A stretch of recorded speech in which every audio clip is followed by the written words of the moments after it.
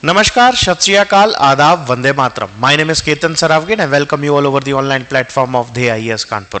Friends, आज हमारे session में हम पढ़ने जा रहे हैं स्पेस टेक्नोलॉजी के बारे में। हम जो चर्चा करेंगे आज स्पेस टेक्नोलॉजी की, इसकी शुरुआत में हम सबसे पहले समझेंगे कि आखिर ये टेक्नोलॉजी होता क्या है। यहीं से समझेंगे, यहां से एक डेफिनेशन की शुरुआत करेंगे, समझेंगे कि स्पेस टेक्नोलॉजी बोलते किसको हैं और एक छोटे से बेसिक कॉन्सेप्ट की ओर बढ़ेंगे जो स्पेस टेक्नोलॉजी से संबंधित है। आज के हमारे सेशन में जैसा कि हम यहां देख रहे हैं, स्पेस टेक्नोलॉजी का टॉपिक हमने लिया है। स्पेस सीधे तौर पर वह जगह, वह स्थान जहां पर सभी खगोलीय पिंड, सारे सेलेस्टियल बॉडी होते हैं, उन सभी को हम, उस स्थान को ही हमने एक नाम दिया अंतरिक्ष, मतलब स्पेस। अब स्पेस पे बहुत सारे मटेरियलिस्टिक चीजें हैं, कई सारा मैटर है, उन सभी मैटर्स को हम पढ़ते हैं, उन सभी जो खगोलीय पिंड है उनको पढ़ते हैं, एक दूसरे के साथ उनके जो फेनोमेनाज हैं उनके बारे में हम डिस्कशन करते हैं। अब यहां पर बात आती है कि आखिर टेक्नोलॉजी किसको बोलते हैं। यहां पर एक शब्द आता है टेक्नोलॉजी, ध्यान से समझें। टेक्नोलॉजी क्या है, इसको ज्यादा अच्छे से समझने के लिए हम देखते हैं कि what is difference between science and technology. अब समझना, जब मैं आपसे साइंस की बात करता हूं तो साइंस की शुरुआत ही कहां से हुई। साइंस की शुरुआत होती है एक प्रॉब्लम से। सबसे पहले यदि मनुष्य जब सेटलमेंट की तरफ बढ़ा, जब मनुष्य सिविलाइज होना शुरू हुआ, तो ऐसे समय पर उसके सामने कई सारी प्रॉब्लम्स आना शुरू हुई। उन प्रॉब्लम्स के हल को ढूंढने के लिए उसने कुछ हाइपोथेसिस बनाई। हाइपोथेसिस क्या होता है? Hypothesis is an unproven solution of any problem. Hypothesis किसी भी एक समस्या का निवारण है, निराकरण है, परंतु वह अभी आभासी, मानसिक तौर पर है, अभी उसे प्रूव करना बचा है। बात समझ में आ रही? तो हाइपोथेसिस बनाई कि यदि मैंने इस तरह से कोई काम कर लिया तो 100% है कि मुझे इस समस्या से निवारण मिल जाएगा, मगर उस पर प्रैक्टिकल करना पड़ेगा। प्रैक्टिकल करने के लिए मनुष्य ने कई बार ट्रायल किया। उन्हीं ट्रायल्स को कहा गया एक्सपेरिमेंट्स। उन एक्सपेरिमेंट से कई सारे ऑब्जर्वेशन हुए, ऑब्जर्वेशन पर को व्यवस्थित किया गया, सिस्टमेटिकली अरेंज किया गया, जमाया गया, और फिर उसके बाद हमने उसी डेटा में से, जो ऑब्जर्वेशन का डेटा प्राप्त हुआ था, उस पर तार्किक और गणितीय गणनाएं करी। उन तार्किक और गणितीय गणनाओं के उपरांत उन सारे लॉजिकल और अर्थमेटिकल ऑपरेशंस के बाद हमें कुछ रिजल्ट्स मिले। उन्हीं रिजल्ट्स को हमने जब लिपिबद्ध कर लिया, जब हमने उन्हें लिख लिया एक व्यवस्थित तरीके से, स्टेटमेंट वाइज स्टेटमेंट हमने उन्हें लिखा एक जगह पर व्यवस्थित तौर पर, तो वही कहलाए लॉज। जो आपके पोस्टुलेट्स होते हैं, लॉज होते हैं, और इसके साथ साथ थ्योरीज। तो जितने भी लॉज हैं, थ्योरीज हैं या पोस्टुलेट्स हैं, ये सब कलेक्टिवली कहलाए विज्ञान, जिसे कहा गया साइंस। तो science is what? Science is the collection of laws, principles, postulates and theories। ये सभी जब एक जगह पर एकत्र कर लिए गए, लॉज, प्रिंसिपल्स और थ्योरीज जब एक जगह पर रख ली गई, तो उसी को कहा गया विज्ञान। जब इन्हीं को अप्लाई किया गया, जब इन्हीं को अप्लाई किया गया और अप्लाई करने पर इन्हीं का अनुप्रयोग किया गया, और अनुप्रयोग करने पर कुछ नए प्रोडक्ट्स बने और कुछ नई तकनीक विकसित हुई, कुछ नई टेक्निक्स डेवलप हो पाई। तो ऐसे समय पर वो क्या कहलाया? तो ऐसे समय पर हमने देखा कि उसे क्या कहा गया? टेक्नोलॉजी कहलाया गया, उसे टेक्नोलॉजी कहा गया। So technology is what? Technology is the applied branch of science, or you can say applied form of branch in which laws, principles and theories of basic sciences are utilized for the development of new products and techniques, so that it will assist in the development and growth of the human society। मतलब विज्ञान का वह अनुप्रयोगिक रूप जिसमें विज्ञान के सिद्धांतों का अनुप्रयोग कर विभिन्न उत्पादों को और तकनीकों को विकसित किया गया, जिससे मानव सभ्यता का विकास हो सके। इसी को कहा गया टेक्नोलॉजी। अब स्पेस टेक्नोलॉजी क्या है?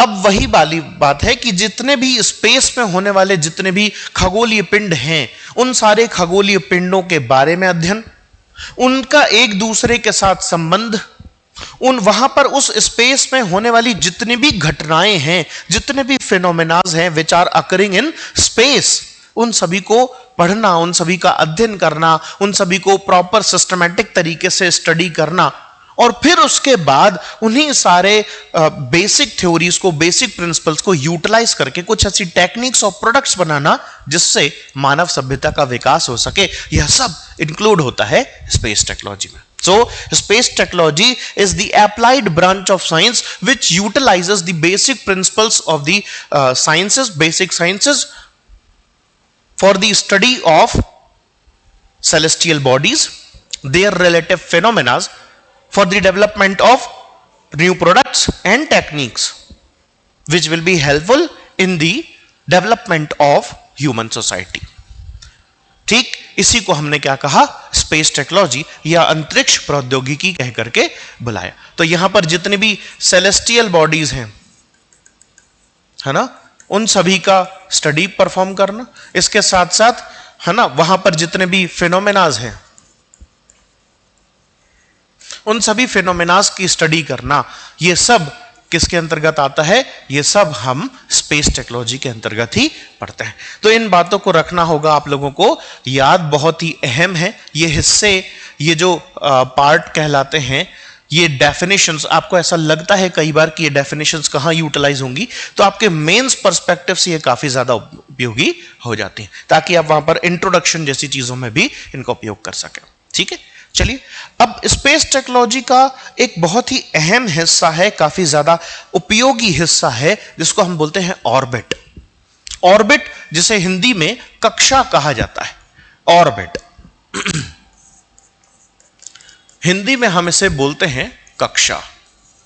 अब समझे, इस कक्षा के बारे में सर्वप्रथम, वैसे जो हम सभी पढ़ते हैं, हम ये पढ़ते हैं कि सर्वप्रथम कक्षा के बारे में बताने का काम एक जर्मन वैज्ञानिक थे, एस्ट्रोनॉमर्स थे, जिन्होंने पहली बार इसके बारे में बताया, जिनका नाम था जॉन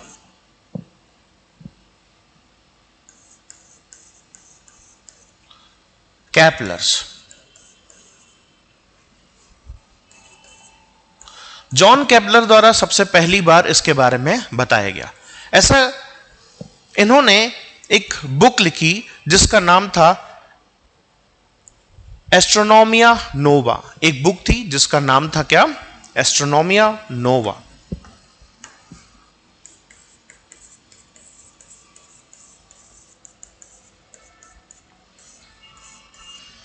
इस एस्ट्रोनोमिया नोवा नाम की पुस्तक में इन्होंने ये बुक लिखी इन्होंने 1609 में।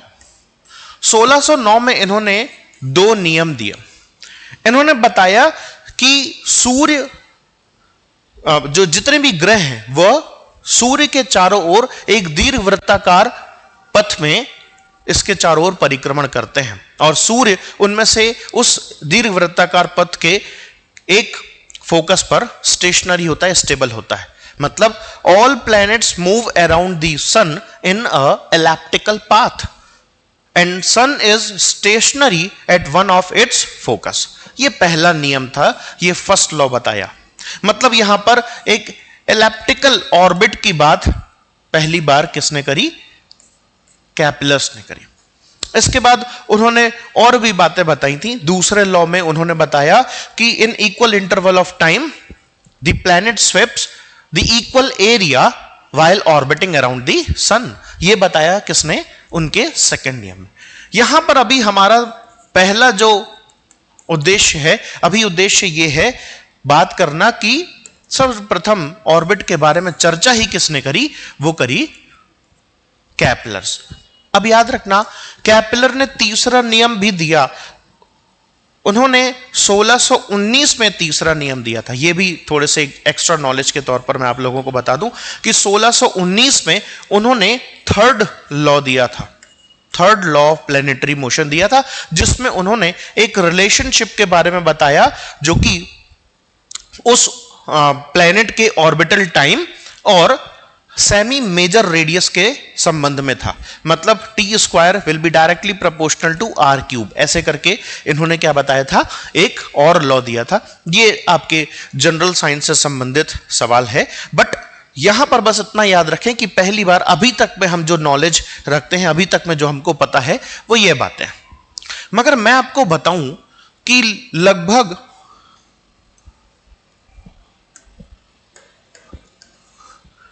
499 ईस्वी में ही हमारे देश में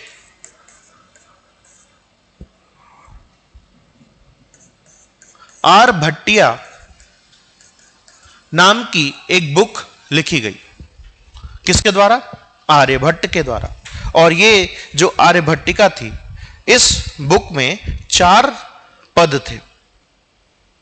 इस आर्यभट्टिया में 4 अलग अलग पद लिखे गए थे, याद रखना। ये 4 पद जो थे उसमें से गीतिका पदा, गणितिका पदा, कलारिया पदा और गोल पद थे।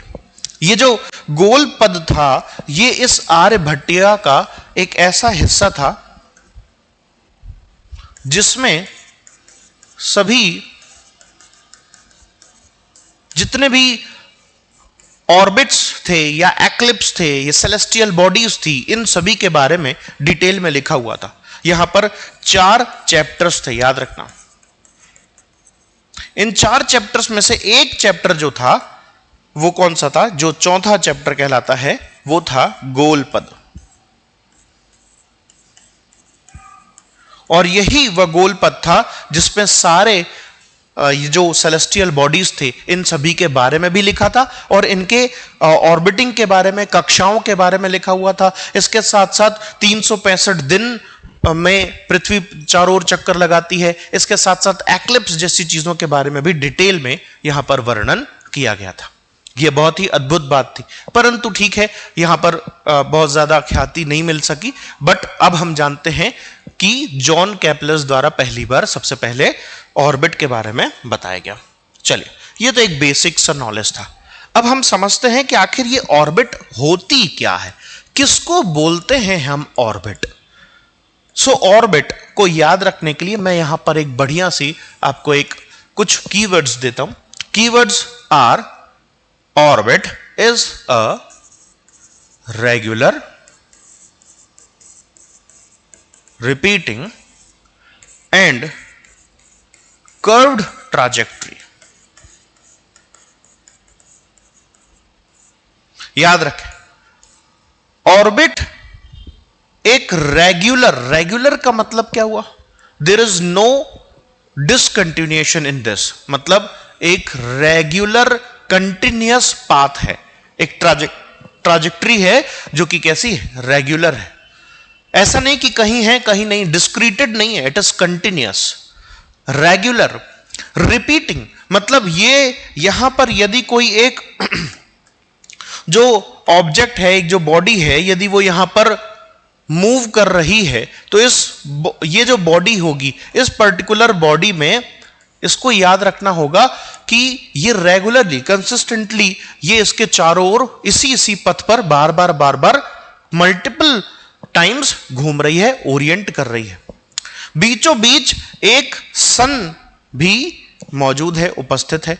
और यहां पर याद रखें कि हर ट्राजेक्ट्री, यदि मैं आपसे इस ऑब्जेक्ट, इस पर्टिकुलर ट्राजेक्ट्री की बात कर रहा हूं, तो आप देखना हर जगह इसका एंगल क्या हो रहा है? चेंज हो रहा है। अरे वो टेंजेंट जैसा अपन देखते थे, प्रॉपर्टीज ऑफ सर्कुलर मोशन, मतलब हर पॉइंट पर इसका डायरेक्शन क्या हो रहा है? चेंज हो रहा है। रेगुलरली हम डायरेक्शन क्या बोलते हैं? चेंज बोल रहे होते हैं। तो इस बात को याद रखना कि it is a regular, repeating and curved trajectory in which a small celestial body revolves around the comparatively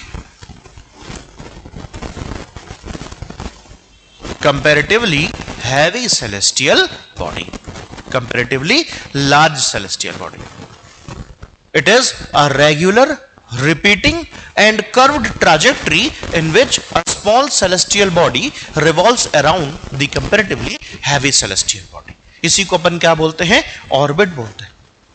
एक वह घुमावदार पथ जो कि निरंतर, जिसपे एक जो छोटा खगोलीय पिंड है वह निरंतर किसी बड़े खगोलीय पिंड के चारों ओर परिक्रमण कर रहा है, उसे ही अपन क्या बोलते हैं? उसे ही हम कक्षा के नाम से जानते हैं।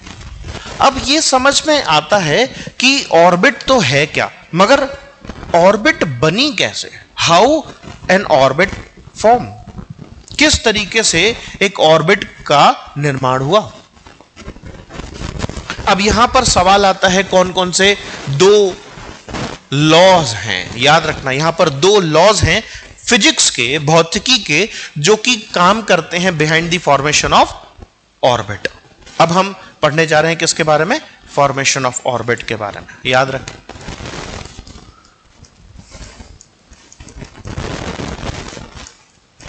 Formation of orbits. अब पहला नियम जो इसमें काम करता है वो पहला नियम है law of inertia,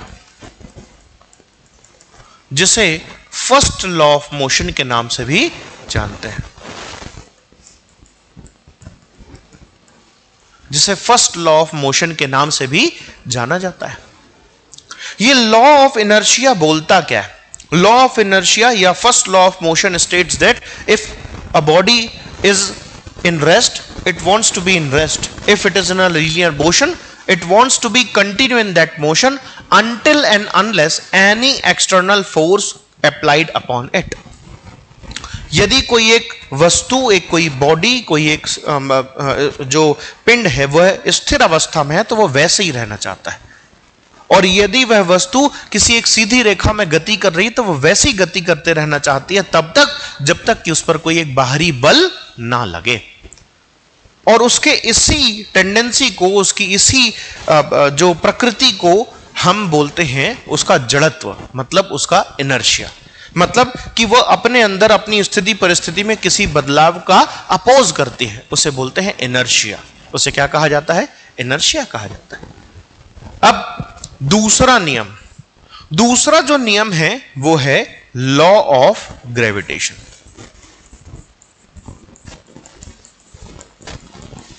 law of gravitation, गुरुत्वाकर्षण बल का नियम। याद रखें ये दोनों ही लॉ न्यूटन द्वारा प्रस्तुत किए गए थे। किसके द्वारा? आइजैक न्यूटन के द्वारा ही सर्वप्रथम इन दोनों ही नियमों का प्रतिपादन किया गया था। याद रखें, इन्होंने 1687 में एक बुक लिखी, फिलॉसफी नेचुरलिस प्रिंसिपिया मैथमेटिका।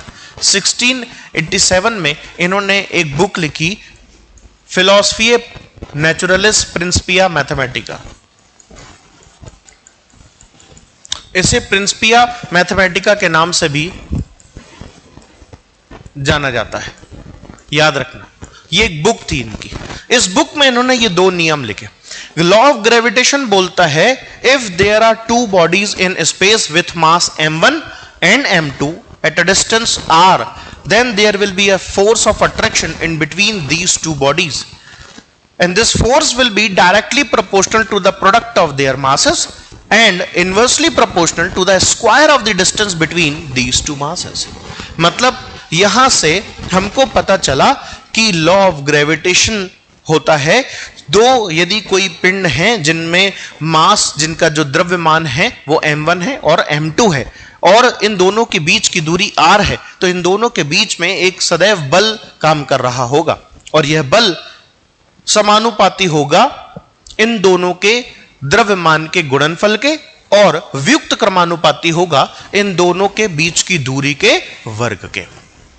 तो अब इस तरीके से एक फॉर्मूला निकल करके आया कि आखिर उस फोर्स को हम कैसे आइडेंटिफाई करेंगे। खैर, अभी हमें उस फॉर्मूले की तरफ नहीं जाना। तो मतलब अभी कुल मिलाकर के ये दो लॉ लगेंगे, एक है लॉ ऑफ इनर्शिया और लॉ ऑफ ग्रेविटेशन।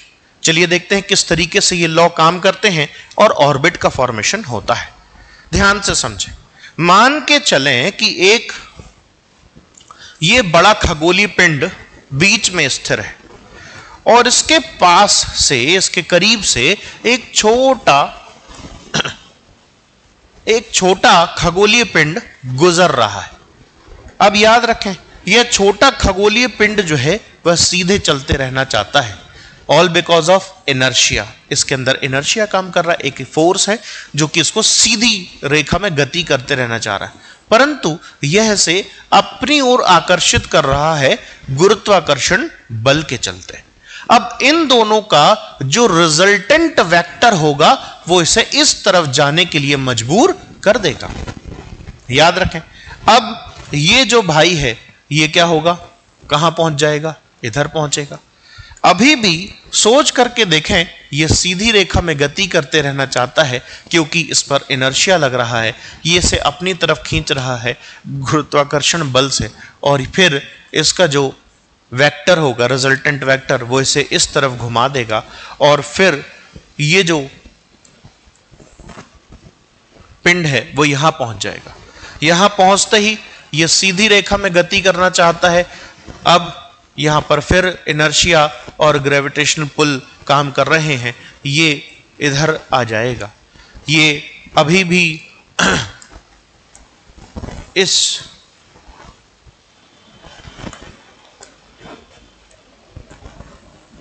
स्थान पर पहुंचा, सीधे चलते रहना चाहता है, इनर्शिया के कारण ये अपनी ओर खींच रहा है गुरुत्वाकर्षण बल से, ये इस तरफ आ जाएगा।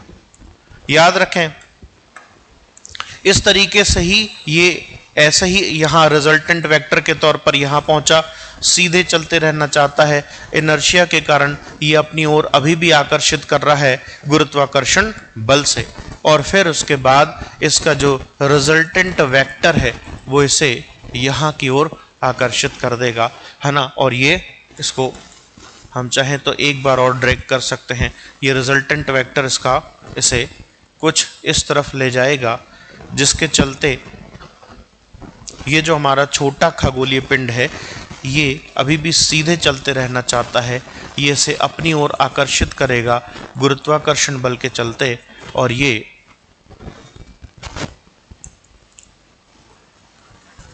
इस जगह की ओर मुड़ जाएगा। और इस तरीके से एक धीरे धीरे धीरे धीरे हर प्रत्येक एक एंगल पर, प्रत्येक एक पोजीशन पर उस पर यही दो बल निरंतर कार्य करते रहेंगे। तो ऐसे समय पर इस तरह की फॉर्मेशन के कारण एक रिजल्ट आएगा जिसमें ये जो बड़ा खगोलीय पिंड है इसके चारों ओर यह एक चक्कर काटना शुरू कर देगा। कौन? ये छोटा खगोलीय पिंड। क्या मेरा मतलब समझ पाए? और इस तरीके से एक कक्षा का निर्माण हो जाता है। क्या आप मेरा मतलब समझ पा रहे हैं? अब आपको यह बात समझ में आ रही होगी कि इस तरीके से गुरुत्वाकर्षण बल और ये जो इनर्शिया है इसके कारण एक कक्षा का निर्माण हो गया। परंतु इस कक्षा के निर्माण में हमको यह समझना पड़ेगा कि जब ये एक सर्कुलर मोशन है तो इसमें लगातार कहीं ना कहीं दो बल लग रहे होंगे। एक बल है जो से केंद्र की ओर खींच रहा है, जिसे बोल रहे हैं हम सेंट्रीपिटल फोर्स, और एक है जो से बाहर ले जाने को तैयार है जिसको बोलते हैं सेंट्रीफ्यूगल फोर्स, है ना। तो अब इस सेंट्रीपिटल और सेंट्रीफ्यूगल फोर्स की चर्चा यदि मैं आपसे करूं तो इनको बैलेंस करने के लिए एक जो सेलेस्टियल बॉडी है, जो छोटा खगोलीय पिंड है जो उसके चारों ओर परिक्रमण कर रहा है, वह एक वेलोसिटी को एक्वायर करेगा जिसे ऑर्बिटल वेलोसिटी बोलते हैं। मतलब जैसा कि आपने मौत का कुआं देखा होगा, उस मौत के कुएं में वह बाइक राइडर अंदर की तरफ कोलैप्स क्यों नहीं कर जाता या बाहर ही क्यों नहीं चला जाता? क्यों? क्योंकि उसके द्वारा एक ऑर्बिटल वेलोसिटी को एक्वायर कर लिया गया। वह इतनी तेजी से वेलोसिटी के साथ वह घूम रहा है, इतने वेग के साथ वह घूम रहा है कि ना तो वह अंदर आ पा रहा है, अंदर ही आकर के कोलैप्स कर जा रहा है, और ना ही ये बाहर निकल जा रहा है। तो याद रखना, इन दोनों फोर्सेस को बैलेंस करने के लिए ये छोटा खगोलीय पिंड एक वेलोसिटी को एक्वायर करेगा जिसे हम बोलते हैं ऑर्बिटल वेलोसिटी, जिसे हम कक्षीय वेग के नाम से जानते हैं। ये निरंतर कक्षा में घूमते घूमते घूमते घूमते एक वेग को क्या कर लेगा, एक्वायर कर लेगा, जिसके चलते यह उस पर लगने वाले अपकेंद्री और अभिकेंद्री दोनों बलों को क्या कर देगा, समतुल्य कर देगा, जिस बैलेंस कर देगा, जिसके चलते ना तो वो अंदर कोलैप्स करेगा और ना ही बाहर ही एस्केप कर जाएगा। इसीलिए दो बड़े खगोलीय पिंड में से एक पिंड स्थिर और दूसरा पिंड उसके चारों ओर परिक्रमण करता रहता है, जैसे सूर्य के चारों ओर पृथ्वी और पृथ्वी के चारों ओर चंद्रमा कर रहे होते हैं। तो इस तरीके से आज हमने जाना कि एक कक्षा का, एक ऑर्बिट का निर्माण कैसे होता है, किस तरीके से एक छोटा खगोलीय पिंड एक बड़े खगोलीय पिंड मतलब एक छोटी सेलेस्टियल बॉडी बड़े सेलेस्टियल बॉडी के चारों ओर रिवॉल्व करना शुरू कर देती है। So friends, that's all for today. For my side, stay tuned with Dhyeya IAS Kanpur. Thank you so much.